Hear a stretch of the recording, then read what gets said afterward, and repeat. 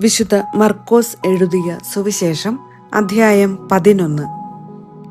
ജെറുസലേമിലേക്ക് രാജകീയ പ്രവേശനം.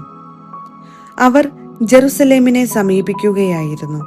ഒലിവ് മലയ്ക്ക് സമീപമുള്ള ബേത്ഫഗെ, ബഥാനിയ എന്നീ സ്ഥലങ്ങൾക്കടുത്തെത്തിയപ്പോൾ അവൻ 2 ശിഷ്യന്മാരെ അയച്ചുകൊണ്ട് പറഞ്ഞു, എതിരെ കാണുന്ന ഗ്രാമത്തിലേക്ക് ചെല്ലുവിൻ.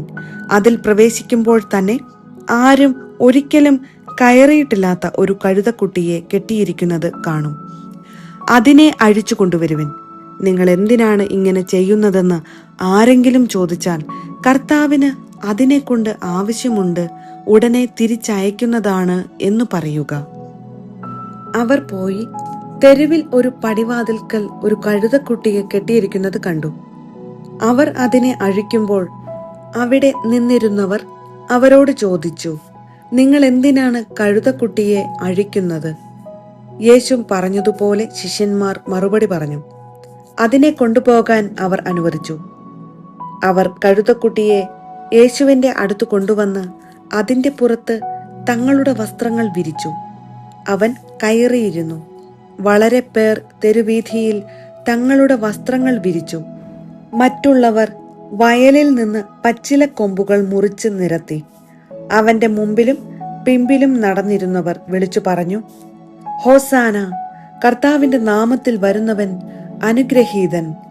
നമ്മുടെ പിതാവായ ദാവീദിന്റെ സമാഗതമാകുന്ന രാജ്യം അനുഗ്രഹീതം. ഉന്നതങ്ങളിൽ ഹോസാന. അവൻ ജെറുസലേമിൽ പ്രവേശിച്ച് ദേവാലയത്തിനുള്ളിലേക്ക് പോയി. ചുറ്റും നോക്കി എല്ലാം കണ്ട ശേഷം നേരം വൈകിയിരുന്നതിനാൽ 12 പേരോടും കൂടെ ബഥാനിയായിലേക്ക് പോയി. അത്തിവൃക്ഷത്തെ ശപിക്കുന്നു. അടുത്ത ദിവസം അവർ ബഥാനിയായിൽ നിന്ന് വരുമ്പോൾ അവന് വിശക്കുന്നുണ്ടായിരുന്നു. അകലെ തളിരിട്ടു നിൽക്കുന്ന ഒരു അത്തിമരം കണ്ട് അതിൽ എന്തെങ്കിലും ഉണ്ടാകാം എന്ന് വിചാരിച്ച് അടുത്തു ചെന്നു. എന്നാൽ ഇലകളല്ലാതെ മറ്റൊന്നും കണ്ടില്ല. അത് അത്തിപ്പഴങ്ങളുടെ കാലമല്ലായിരുന്നു. അവൻ പറഞ്ഞു, ആരും ഇനി ഒരിക്കലും നിന്നിൽ നിന്ന് പഴം തിന്നാതിരിക്കട്ടെ. അവന്റെ ശിഷ്യന്മാർ ഇത് കേട്ടു. ദേവാലയ ശുദ്ധീകരണം. അവർ ജെറുസലേമിലെത്തി. അവൻ ദേവാലയത്തിൽ പ്രവേശിച്ച് അവിടെ ക്രയവിക്രയം ചെയ്തുകൊണ്ടിരുന്നവരെ പുറത്താക്കാൻ തുടങ്ങി. നാണയമാറ്റക്കാരുടെ മേശകളും പ്രാവ് വിൽപ്പനക്കാരുടെ ഇരിപ്പിടങ്ങളും അവൻ തട്ടിമറിച്ചിട്ടു. ദേവാലയത്തിലൂടെ പാത്രങ്ങൾ ചുമന്നുകൊണ്ടു പോകാൻ ആരെയും അവൻ അനുവദിച്ചില്ല. അവൻ അവരെ പഠിപ്പിച്ചു, എന്റെ ഭവനം എല്ലാ ജനതകൾക്കുമുള്ള പ്രാർത്ഥനാലയം എന്ന് വിളിക്കപ്പെടും എന്ന് എഴുതപ്പെട്ടിട്ടില്ലേ? നിങ്ങൾ അതിനെ കവർച്ചക്കാരുടെ ഗുഹയാക്കി തീർത്തിരിക്കുന്നു. ഇതു കേട്ടപ്പോൾ പ്രധാന പുരോഹിതന്മാരും നിയമജ്ഞരും അവനെ നശിപ്പിക്കാൻ മാർഗം അന്വേഷിച്ചു. കാരണം അവനെ അവർ ഭയപ്പെട്ടു.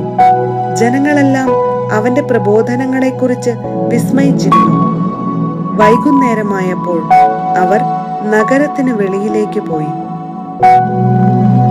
വിശ്വാസത്തിന്റെ ശക്തി. അവർ രാവിലെ അത്തിമരത്തിന്റെ സമീപത്തുകൂടെ കടന്നു പോകുമ്പോൾ അത് സമൂലം ഉണങ്ങിപ്പോയിരിക്കുന്നത് കണ്ടു. അപ്പോൾ പത്രോസ് അവനെ അനുസ്മരിപ്പിച്ചു, ഗുരു, നോക്കൂ, നീ ശപിച്ച അത്തിമരം ഉണങ്ങിപ്പോയിരിക്കുന്നു. യേശു പ്രതിവചിച്ചു, ദൈവത്തിൽ വിശ്വസിക്കുക. സത്യമായി ഞാൻ നിങ്ങളോട് പറയുന്നു, ആരെങ്കിലും ഈ മലയോട് ഇവിടെ നിന്നു മാറി കടലിൽ ചെന്ന് വീഴുക എന്ന് പറയുകയും ഹൃദയത്തിൽ ശങ്കിക്കാതെ താൻ പറയുന്നത് സംഭവിക്കുമെന്ന് വിശ്വസിക്കുകയും ചെയ്താൽ അവന് അത് സാധിച്ചു കിട്ടും. അതിനാൽ ഞാൻ പറയുന്നു, പ്രാർത്ഥിക്കുകയും യാചിക്കുകയും ചെയ്യുന്ന എന്തും ലഭിക്കുമെന്ന് വിശ്വസിക്കുവിൻ. നിങ്ങൾക്ക് ലഭിക്കുക തന്നെ ചെയ്യും. നിങ്ങൾ പ്രാർത്ഥിക്കുമ്പോൾ നിങ്ങൾക്ക് ആരോടെങ്കിലും എന്തെങ്കിലും വിരോധമുണ്ടെങ്കിൽ അത് ക്ഷമിക്കുവിൻ. അപ്പോൾ സ്വർഗത്തിലുള്ള നിങ്ങളുടെ പിതാവ് നിങ്ങളുടെ തെറ്റുകൾ ക്ഷമിക്കും. യേശുവിന്റെ അധികാരം. അവർ വീണ്ടും ജെറുസലേമിൽ വന്നു. അവൻ ദേവാലയത്തിലൂടെ നടക്കുമ്പോൾ പ്രധാന പുരോഹിതന്മാരും നിയമജ്ഞരും ജനപ്രമാണികളും അവന്റെ അടുത്തെത്തി. അവർ അവനോട് ചോദിച്ചു, എന്തധികാരത്താലാണ് നീ ഇവയൊക്കെ ചെയ്യുന്നത്? ഇവ പ്രവർത്തിക്കുന്നതിന് ആരാണ് നിനക്ക് അധികാരം നൽകിയത്? യേശു പറഞ്ഞു, ഞാൻ നിങ്ങളോട് ഒരു കാര്യം ചോദിക്കാം, എന്നോട് ഉത്തരം പറയുവിൻ. എന്തധികാരത്താലാണ് ഞാൻ ഇവ ചെയ്യുന്നതെന്ന് അപ്പോൾ പറയാം. യോഹന്നാന്റെ ജ്ഞാനസ്നാനം സ്വർഗത്തിൽ നിന്നോ മനുഷ്യരിൽ നിന്നോ? ഉത്തരം പറയുവിൻ. അവർ പരസ്പരം ആലോചിച്ചു. സ്വർഗത്തിൽ നിന്ന് എന്ന് പറഞ്ഞാൽ പിന്നെ എന്തുകൊണ്ട് നിങ്ങൾ അവനെ വിശ്വസിച്ചില്ല എന്ന് അവൻ ചോദിക്കും. മനുഷ്യരിൽ നിന്ന് എന്ന് പറയാൻ അവർക്ക് ജനങ്ങളെ ഭയമായിരുന്നു. കാരണം യോഹന്നാൻ യഥാർത്ഥത്തിൽ ഒരു പ്രവാചകനാണെന്ന് എല്ലാവരും കരുതിയിരുന്നു. അതിനാൽ അവർ യേശുവിനോട് പറഞ്ഞു, ഞങ്ങൾക്ക് അറിഞ്ഞുകൂടാ. അപ്പോൾ യേശു പറഞ്ഞു, എന്തധികാരത്താലാണ് ഞാൻ ഇവ ചെയ്യുന്നതെന്ന് ഞാനും നിങ്ങളോട് പറയുന്നില്ല.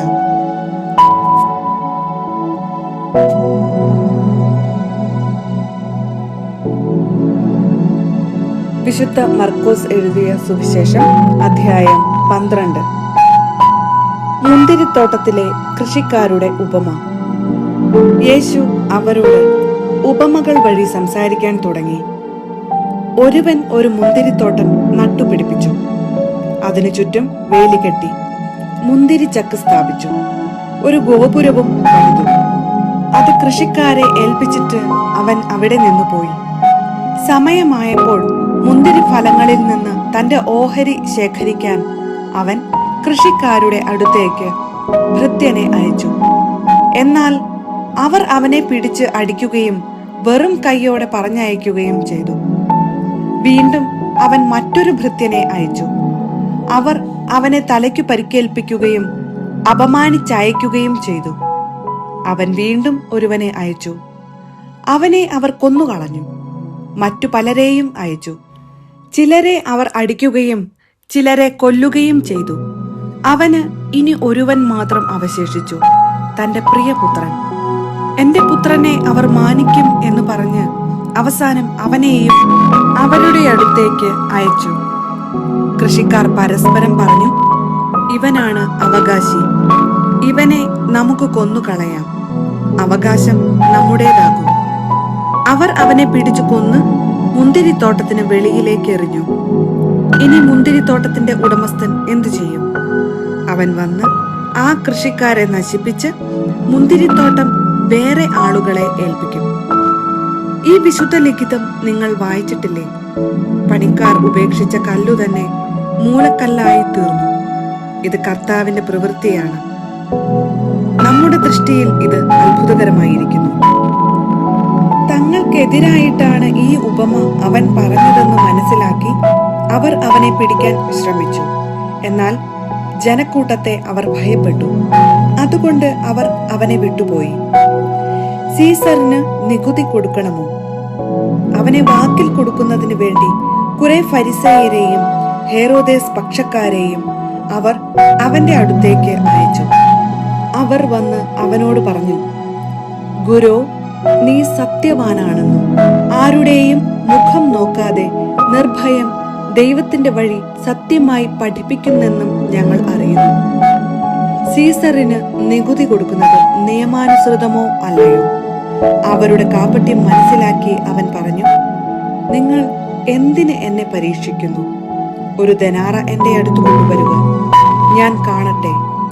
അവർ അത് കൊണ്ടുവന്നപ്പോൾ അവൻ ചോദിച്ചു, ഈ രൂപവും ലിഖിതവും ആരുടേതാണ്? സീസറിൻ്റേത് എന്ന് അവർ പറഞ്ഞു. യേശു അവരോട് പറഞ്ഞു, സീസറിനുള്ളത് സീസറിനും ദൈവത്തിനുള്ളത് ദൈവത്തിനും കൊടുക്കുക. അവർ അവനെക്കുറിച്ച് വിസ്മയിച്ചു. പുനരുത്ഥാനത്തെക്കുറിച്ച് വിവാദം. അനന്തരം പുനരുത്ഥാനം ഇല്ല എന്ന് പറഞ്ഞിരുന്ന സദുക്കായർ അവനെ സമീപിച്ചു ചോദിച്ചു, ഗുരു, ഒരുവൻ സന്താനമില്ലാതെ മരിക്കുകയും ഭാര്യ ജീവിച്ചിരിക്കുകയും ചെയ്യുന്നെങ്കിൽ അവന്റെ സഹോദരൻ അവളെ ഭാര്യയായി സ്വീകരിച്ച് അവന് വേണ്ടി സന്താനങ്ങളെ ഉൽപ്പാദിപ്പിക്കണമെന്ന് മോശയുടെ കൽപ്പനയിൽ ഉണ്ട്. ഒരിടത്ത് 7 സഹോദരന്മാരുണ്ടായിരുന്നു. ഒന്നാമൻ ഒരുവളെ വിവാഹം ചെയ്തു. അവൻ സന്താനമില്ലാതെ മരിച്ചു. രണ്ടാമൻ അവളെ സ്വീകരിച്ചു. അവനും സന്താനമില്ലാതെ മരിച്ചു. മൂന്നാമനും അങ്ങനെ തന്നെ സംഭവിച്ചു. ഇങ്ങനെ 7 പേരും സന്താനമില്ലാതെ മരിച്ചു. അവസാനം ആ സ്ത്രീയും മരിച്ചു. പുനരുദ്ധാനത്തിൽ അവർ ഉയിർത്തെഴുന്നേൽക്കുമ്പോൾ അവൾ ആരുടെ ഭാര്യയായിരിക്കും? അവൾ 7 പേരുടെയും ഭാര്യയായിരുന്നല്ലോ. യേശു അവരോട് പറഞ്ഞു, വിശുദ്ധ ലിഖിതങ്ങളോ ദൈവത്തിന്റെ ശക്തിയോ അറിയാത്തത് കൊണ്ടല്ലേ നിങ്ങൾക്ക് തെറ്റുപറ്റുന്നത്? എന്തെന്നാൽ മരിച്ചവരിൽ നിന്ന് ഉയിർത്തെഴുന്നേൽക്കുമ്പോൾ അവർ വിവാഹം ചെയ്യുകയോ ചെയ്തു കൊടുക്കുകയോ ഇല്ല, മറിച്ച് അവർ സ്വർഗത്തിലെ ദൂതന്മാരെ പോലെയായിരിക്കും. മരിച്ചവർ ഉയിർത്തെഴുന്നേൽക്കുന്നതിനെ കുറിച്ച് ദൈവം ഉൾപ്പടർപ്പിൽ നിന്ന് മോശയോട് അരുളി ചെയ്തത് എന്താണെന്ന് മോശയുടെ പുസ്തകത്തിൽ നിങ്ങൾ വായിച്ചിട്ടില്ലേ? അവിടുന്ന് പറഞ്ഞു, ഞാൻ അബ്രാഹത്തിന്റെ ദൈവവും ഇസഹാക്കിന്റെ ദൈവവും യാക്കോബിന്റെ ദൈവവും ആണ്. അവിടുന്ന് മരിച്ചവരുടെയല്ല, ജീവിക്കുന്നവരുടെ ദൈവമാണ്. നിങ്ങൾക്ക് വലിയ തെറ്റുപറ്റിയിരിക്കുന്നു. സുപ്രധാന കൽപ്പനകൾ. ഒരു നിയമജ്ഞൻ വന്ന് അവരുടെ വിവാദം കേട്ടു. അവൻ നന്നായി ഉത്തരം പറയുന്നുവെന്ന് മനസ്സിലാക്കി അവനോട് ചോദിച്ചു, എല്ലാറ്റിലും പ്രധാനമായ കൽപ്പന ഏതാണ്? യേശു പ്രതിവചിച്ചു, ഇതാണ് ഒന്നാമത്തെ കൽപ്പന. ഇസ്രായേലേ, കേൾക്കുക, നമ്മുടെ ദൈവമായ കർത്താവാണ് ഏക കർത്താവ്.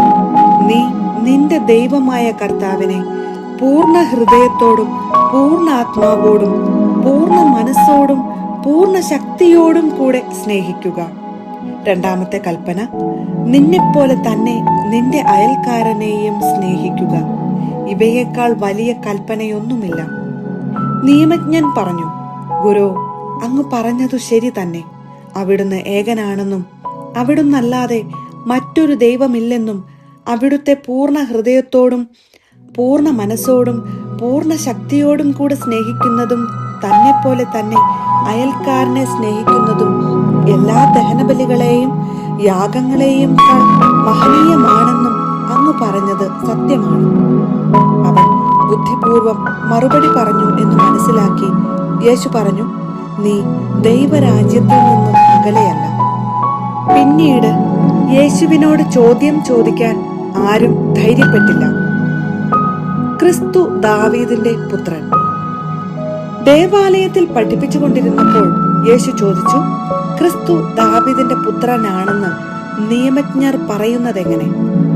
പരിശുദ്ധാത്മാവിനാൽ പ്രചോദിതനായി ദാവീദ് തന്നെ പറഞ്ഞിട്ടുണ്ട്, കർത്താവ് എന്റെ കർത്താവിനോട് അരുളി ചെയ്തു, ഞാൻ നിന്റെ ശത്രുക്കളെ നിന്റെ പാദങ്ങൾക്ക് കീഴിലാക്കുവോളം നീ എന്റെ വലതുഭാഗത്ത് ഉപവിഷ്ടനാവുക. ദാവീദു തന്നെ അവനെ കർത്താവ് എന്ന് വിളിക്കുന്നു. പിന്നെ എങ്ങനെയാണ് അവൻ അവന്റെ പുത്രനാകുന്നത്? ജനക്കൂട്ടം സന്തോഷപൂർവം അവന്റെ വാക്കുകൾ ശ്രവിച്ചു. നിയമജ്ഞരെ വിമർശിക്കുന്നു. അവൻ ഇങ്ങനെ പഠിപ്പിച്ചു, നിങ്ങൾ നിയമജ്ഞരെ സൂക്ഷിച്ചുകൊള്ളുവിൻ.